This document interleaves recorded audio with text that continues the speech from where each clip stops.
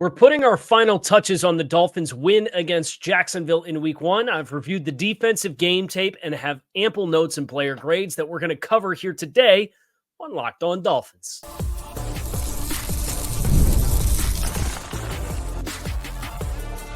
You are Locked On Dolphins, your daily Miami Dolphins podcast, part of the Locked On Podcast Network, your team every day. All right, Miami, welcome to another episode of Locked On Dolphins. It is your team every day here on the Locked On Network. I'm your host, Kyle Krabs, a lifelong Miami Dolphins fan, host of Locked On Dolphins, co-host of Locked On NFL Scouting, author of Touchdown Miami and the NFL Draft Lead over at the 33rd Team. You can find all of our shows here on the Locked On Network on YouTube or wherever you listen to your favorite podcasts. Tip of the cap to our everydayers, because it is your team every day. We don't just say it, we live it here on the Locked On Network. Putting the final touches on Jacksonville. And it's obviously even tougher than normal because it's a short week. The Dolphins play on Thursday night. So we've finished looking at the offensive and defensive game tapes. If you're interested in seeing the full entirety of the player grades, if you're watching on YouTube, I've got good news for you. We're going to put the defensive grades up here from Substack on Touchdown Miami. And if you are listening, we will read through the grades and make sure that you are in the loop. But I'll also put a link in the show description to Substack, which has the individual game grades. And then as the season goes on, there's going to be aggregate game grades for the entirety of the season. And then there's also going to be some coaches film all 22 that is available on Substack for you to watch and consume and complement us breaking down some of the things that stood out to me throughout the course of the game. Defensively for the Dolphins, obviously this game shifted in the second half. We're going to talk top performers first. I want to make sure that we spotlight the game plan, the menu of the game plan, what changed in the second half, who we're looking for more from next week or in 2 days. So lots to get to. Let's start with individual player performances that stood out to me the most in a good way with my grading of the game tape. So I'm grading in effectively a parallel way to how Pro Football Focus does the initial portion of their grading. I'm not converting it to a 100-point scale. I'm looking at, for every play, if you meet expectations, you're a net 0. If you are above expectations, depending on how spectacular or how good the play and the execution of it is above expectation, you can get a half point, you can get a point, you get a point and a half, you can get up to 2 points. And that equally goes the other way. If you Mark Sanchez butt fumble, that's minus 2 points. You fumbled, but you fumbled yourself and you ran into the rear end of one of your offensive linemen on a scramble in the process. All-time bad play, right? So the objective is in every game, who plays, how many snaps, what is their total aggregation of above or below expectations, and what is the per snap average of that, which is what we're looking at here. Our top 5 performers, for me, in my estimation of the game film, are names that you're going to recognize. Jaylen Phillips played 34 snaps. Was the highest per snap above expectations contributions for the Dolphins defense. Javon Holland played 53 snaps with the obvious punch out, the breakup on third down, had a couple of other really big pursuit plays throughout the course of the second half of the game. Calais Campbell, 35 snaps. I thought it was kind of the inverse of him. He splashed more early. He had 4 or 5 really good plays in the first half. One of the few guys that I think played his best football in the first half. Emmanuel Ogbah, big story for him coming back to this defense. Not a player that I expected to see back throughout much of the offseason. Obviously, the Shaq Barrett retirement changed some things, and I thought he did some nice things. Now, I think there's a pretty significant drop-off after Phillips, Holland, and Campbell, and the contributions of everybody else defensively. Emmanuel Ogbah and Zach Sealer round out the top 5. They played 40 and 46 snaps, respectfully. But those were the guys who stood out to me the most in a good way throughout the course of this football game. Guys who made the most consistent splash plays without the negatives. Jaylen Phillips, what he was able to do in this game as quickly as he was able to come back from an Achilles injury was nothing short of spectacular. The motor, the first step explosiveness was still there. I thought you most noticed where Jaylen wasn't fully whole in the way that he was last year when he was healthy, when he was trying to turn the corner. But because he still had the first step and because he has the length and because he's refined his hands, he still claimed the corner on a number of occasions throughout the course of this football game. And him being the closer that he is and collecting that sack to kill that drive for Jacksonville is just too good of a story. You couldn't have possibly dreamed anything better of. For Javon Holland, moved him all around. I thought that was the thing that stood out the most to me for Javon Holland, beyond the punch out, which was a game-shifting, game-saving play, beyond the pass breakup in the second half on a third down to get the Dolphins defense off the field. The Dolphins kind of flashed some big nickel. They only had a handful of reps with three safeties on the field, but Javon was the one who was low. Javon was the one who was working on the second level. The Dolphins did all kinds. And when I say all kinds, I mean all freaking kinds of variations in coverage and menu. The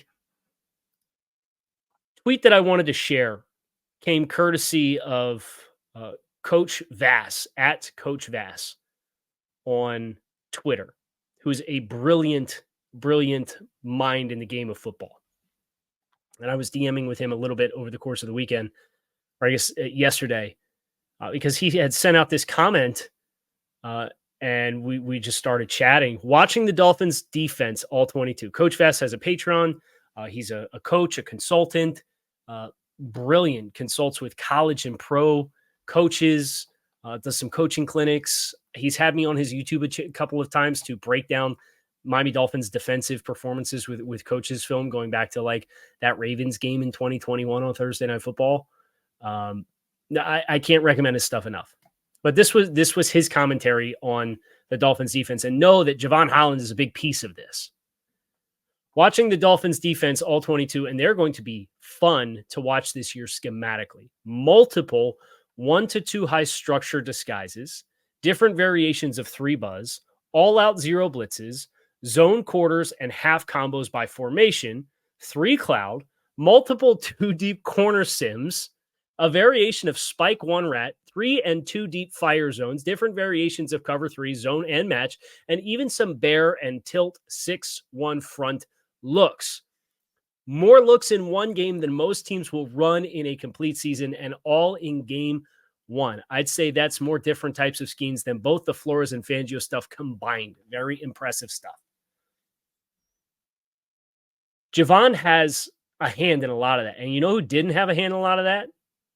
Jalen Ramsey, who played outside corner for 35 out of the 41 snaps that he played in this football game. And I think Jalen Ramsey maybe gets a little bit of a tough beat because the Brian Thomas Jr. touchdown, not the pass interference, but the touchdown, was actually a Tampa 2 coverage for Miami defensively. And Jordan Poyer was the deep half player that Thomas gets behind.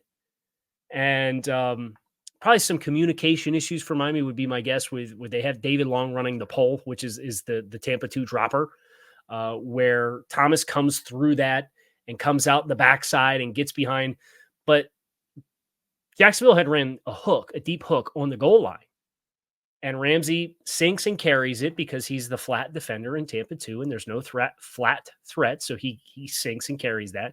And the hook curl linebacker had pushed and kind of taken away the throwing window, and Jordan Poyer still squeezes down on that because he didn't realize that the deep cross was coming from the backside.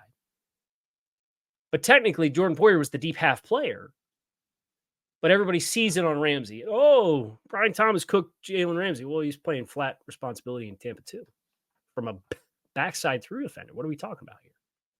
But that's neither here nor there. The point being, the menu that Miami has, and we talked about the versatility of the players, and specifically on the back end of what that allows you to do defensively. Javon Holland was a big piece of that puzzle.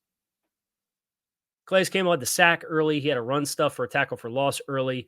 Had a really nice contribution on the Dolphins' 4th down stop locking up a tight end at the point of attack and pinching down into a gap to force Tank Bigsby to get squeezed at the line of scrimmage. And I think was it the third down play? Is the third down play. So nice run stuff for Calais Campbell in that regard. Obviously, Emmanuel Ogbah had the win on the twist stunt with Zach Sealer, who I thought started slow. A lot of thoughts on some more of the big names for the Dolphins defensively and where they played early and what changed. We'll get into some of that next here on this episode of Locked On Dolphins, so make sure that you stick with us. Men, when you're leaving the house, you get the same routine as I do probably. It's phone, wallet, keys, house, my hair. If you're experiencing hair loss, you may not be so confident in how you step out the door. It's time to get that confidence back and restore your hair with Hims. Hims provides access to a range of hair loss treatments that work, all from the comfort of your couch. Hims makes treating hair loss simple with doctor-trusted treatment options and clinically proven ingredients like finasteride and minoxidil that can regrow hair in as little as 3 to 6 months. I've been on a hair treatment plan for about 2 years. I look back at some of my pictures from 4 or 5 years ago, and my crown was gone, right? And I got a little bit longer up top now, but this stuff works. It tangibly works. And if you're somebody that's looking to recapture your hair, I'd strongly encourage you to explore your options with Hims. You can start your free online visit today at hims.com/lockedonnfl. That's HIMS.com/lockedonnfl for your personalized hair loss treatment options. hims.com/lockedonnfl. Results may vary based on studies of topical and oral minoxidil. Prescription products require an online consultation with a healthcare provider who will determine if a prescription is appropriate. Restrictions apply. See website for full details and important safety information. I think the most encouraging thing for me, if I told you Jaylen Phillips, Javon Holland, Calais Campbell, Zach Sealer for the top 5 performers defensively from a per snap contributions above expectation basis, you probably wouldn't be surprised, right? But it's names like Jordan Poyer, who was solid, but did drive on that throw for Brian Thomas for a touchdown, and also had a face mask penalty on the sideline. Unfortunately, he's wearing the extra support for his thumb, got stuck in the dude's helmet. It's one of those things, but it's still a 15-yard penalty. I got to grade you for it. It's a 15-yard penalty. His contributions maybe not where I think he's capable of being. Jalen Ramsey played at times, and Jalen Ramsey said so himself on social media after the game when he got his love from Emmanuel Acho for the 4th down play, which we're going to talk about here in just a minute because we're going to talk favorite moments. Played like a guy who hadn't practiced in 2-3 weeks. And I think he's going to be fine long-term. There's going to be games where Jalen Ramsey is the best player on the field. And the Dolphins had this performance defensively in the second half with a better performance from Jalen Ramsey, a better performance from Zach Sealer, who I thought started very slow. Zach Sealer got a lot of extra attention. And then Calais Campbell made some of the plays in one-on-one, and the opposing team said, well, wait, or Jacksonville said, wait a minute. Calais still got it. We can't just throw the kitchen sink at Zach Sealer. So Zach, I thought, got better as the game went on. I thought Jalen Ramsey got better as the game went on. The linebackers really buckled down in the last 20 minutes, and I thought that made the difference. Their big miscommunication was the 26-yard run from Tank Bigsby when you had him backed up after the second coffin corner punt from Jake Bailey. The Dolphins were in their base 3-4 front. Ogbah had his hand in the dirt. And everybody kind of fanned out where you had somebody covered up over each guard.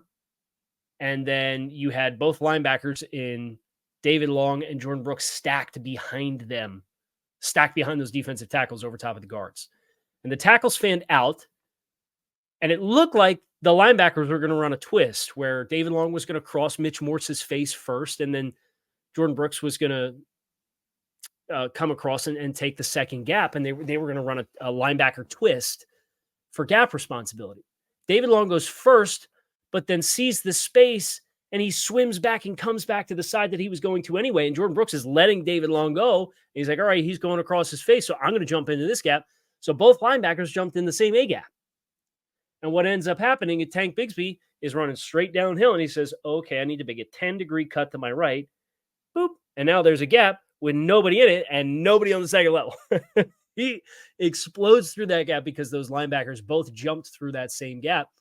And there were a number of occasions in the first half, very easily correctable issues, just like on the offensive side of the ball, where the linebackers didn't have the feel that they need to yet with how they play off of each other. And hopefully, reps like the ones that they gathered dramatically reduces the incidences of that happening. Because if that's the case, and they have a trust of, okay, David's going, so I'm going to scrape over the top if I'm Jordan Brooks, and they're going to run outside with what look like pin and pull, and they get a guard outside, and Quentin Bell's stretching out the point of attack, and Kader Kohu's outside leveraged on him, but there's a tight end that's flowing with it that he's got to stay outside of. And if I'm Jordan Brooks and I trust that David's getting into that gap, I'll just exchange responsibilities with him, scrape over the top, and I can fly over the top of all these defensive linemen and get back into that running back's hip pocket and make a tackle at the line of scrimmage instead of me stopping to look to play the boot. But David already jumped in the gap, so now there's nobody on the second level, and Tank Bigsby goes and picks up almost 10 yards on another chunk run. Examples like that, very oddly specific because it's something that happened, right? Those kinds of things were the negative plays that kind of marred the Dolphins early. And as it was time to buckle down, did they get fortunate in the fourth quarter with Kader Kohu matched up against Christian Kirk and Christian Kirk not catching that ball where Trevor Lawrence is fading away from pressure?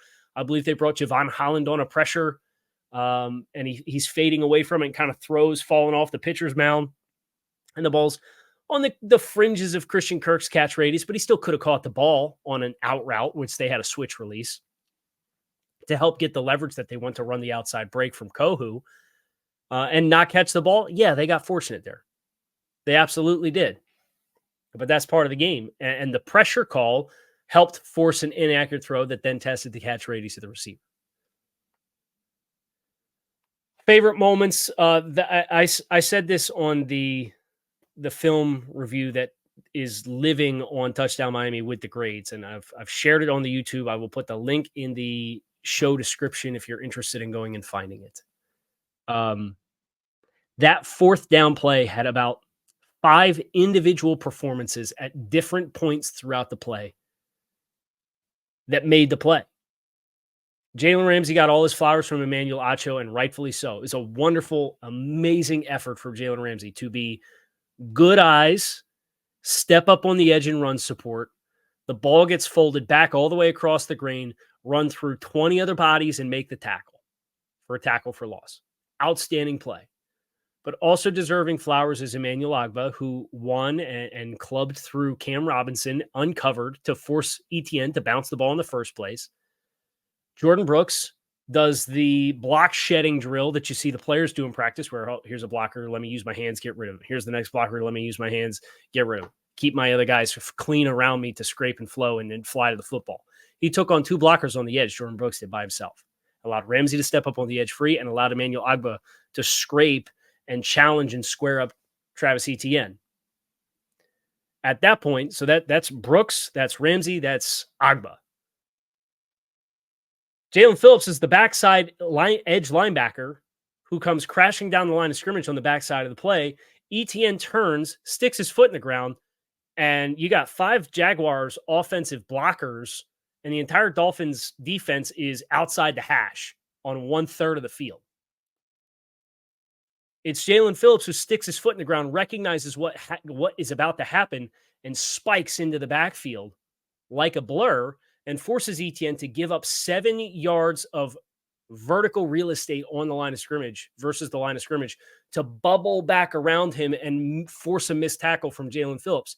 If he doesn't do that and Etienne can just peel back straight down, he easily gets a corner. He might score a touchdown. Phillips forces the bubble. That allows Kendall Fuller then to work all the way back over the top. He's the backside corner. He flows all the way outside the hashes.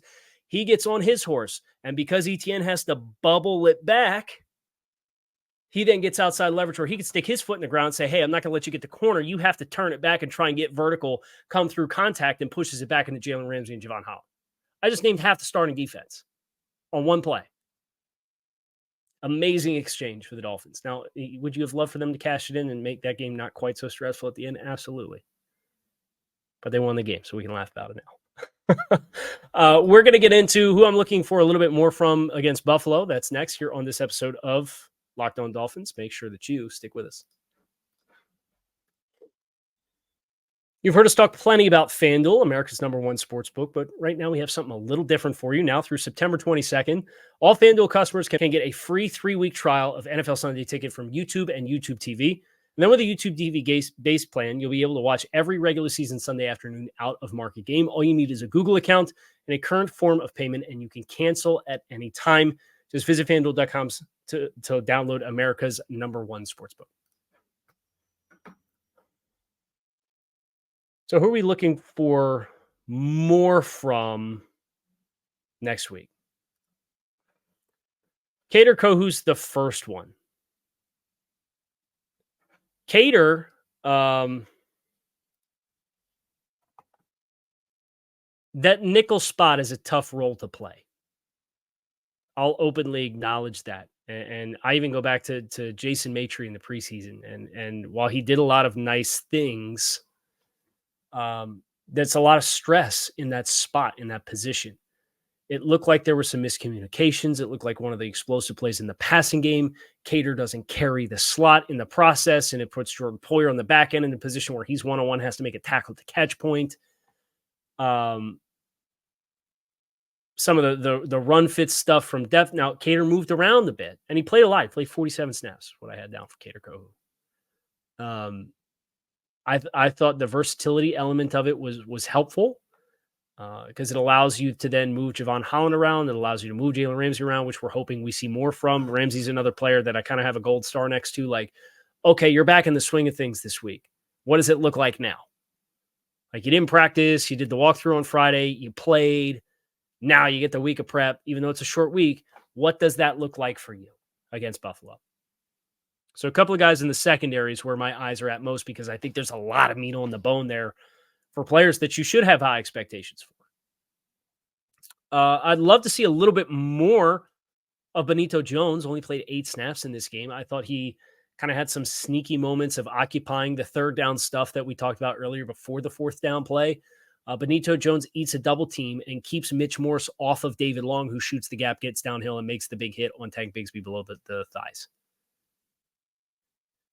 So that's more of a snap and usage role. I think Marcus May's the same thing. 3 for all of the menu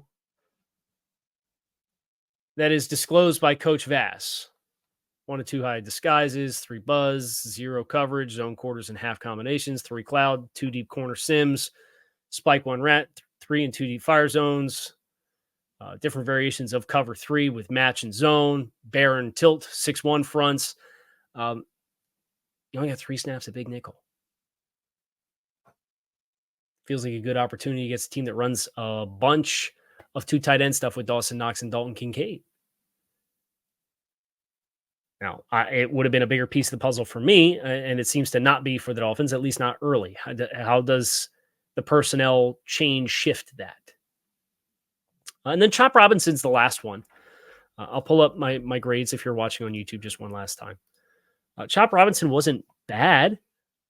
He had the offsides penalty, which really loomed as the big red mark for him in his 16 snaps. I thought he had a really nice power rush on one of his first reps. I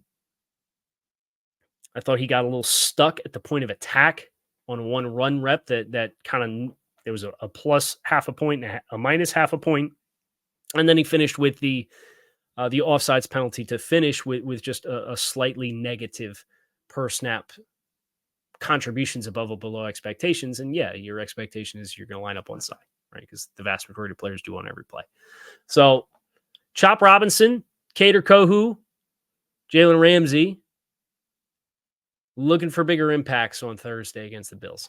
If the Dolphins get that, and Zach Sealer returns to form without the slow start, and if Jaylen Phillips looks even more like the player that he showed that he's capable of being amidst his recovery window, that was everybody's biggest concern. Is Jaylen Phillips is going to be back, but how long is it going to take him to look like Jaylen Phillips? Well, apparently 0 snaps, because he looked like it in his first 34. That's going to do it for us here on this episode of Locked On Dolphins. Our next show, we're going to get into Tua Tagovailoa spoke to the media. The assistant coaches spoke to the media. Mike McDaniel spoke to the media yesterday. The ongoing Tyreek Hill situation, which I haven't really touched on just because I was hopeful to get and collect as much information before we talk about it on this platform, because there's a lot of information that needs to come out. And I aspire to offer some insight of value and not just talk to you guys for the sake of talking to you about the Tyreek Hill situation. So all that's kind of next for us here on the show as we continue to get ready. We obviously have crossover Thursday with Joe Marino from Locked On Bills, my co-host on Locked On NFL Scouting. And then we've got the game on Thursday, which will be here before we know it. So lots of great stuff to look forward to here on Locked On Dolphins. You can find us on YouTube or wherever you listen to your favorite podcast. Again, you can find the Substack in the show description where you can read the grades for yourself if you want to go back and re-listen. And then there are some clips throughout on that article as well for you guys to complement the commentary that we gave here on the show. Hope you guys enjoyed. Make it a good one, and I will talk to you all again soon. Go Fins.